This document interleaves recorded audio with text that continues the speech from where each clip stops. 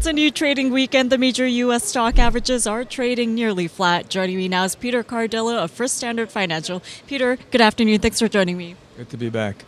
Well, first and foremost, as we kick off a new trading week, we are still seeing trading above 20,000 for the Dow Industrials, but a lot has happened since last week. So given everything that's happening geopolitically as well as policy-wise and economic data-wise, what do you make of what we're going to see this week?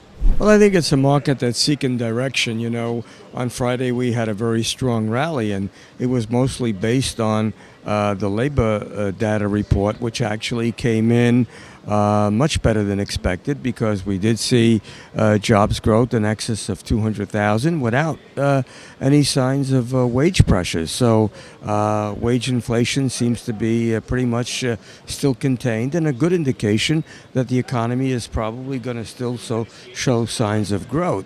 But of course, you know, the fact that Mr. Trump on Friday signed an executive order basically wanting to water down some of the regulations is a good thing, and the market rallied on that. Of course, too much of a good thing could be a negative factor going forward.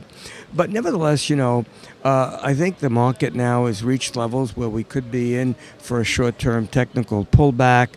Well, Peter, you answered a lot of my questions right there regarding earnings and geopolitical concerns. So I want to switch our focus on over to interest rate expectations. Now, we had the Fed Reserve meeting last week. We didn't have a press conference, but we didn't get any direct indicators in terms of when the next rate hike will be.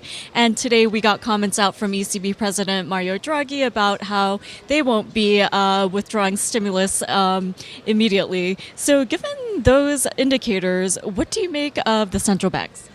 Well, I want to address what Mr. Draghi said, and I'm in complete accordance with the fact that protectionism is very dangerous and could cause some serious problems for the global economy as well as our own economy. So I think that Mr. Draghi has that right.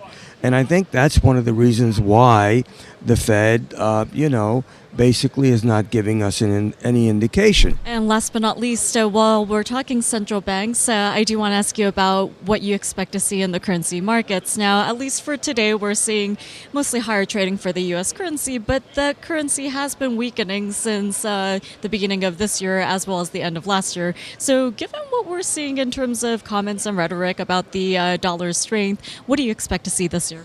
Well, you know, the dollar today is up a little bit, and I am bullish on the dollar, but I must confess that we need to probably protect ourselves on the downside. Again, I think right now the dollar is in a wait-and-see attitude. One, due to the Federal Reserve. Second, due to economic data. And third, probably the key as to whether or not Mr. Trump, whether or not this administration is going forward with creating a possible protectionism scenario. And if that were to happen, then I think all bets would be off for a strong dollar, and we could see real renewed weakness again. Okay, Peter, well, that's a lot of ground to cover, so thank you so much for your insight today, and I look forward to speaking to you at the beginning of next week. Thank you.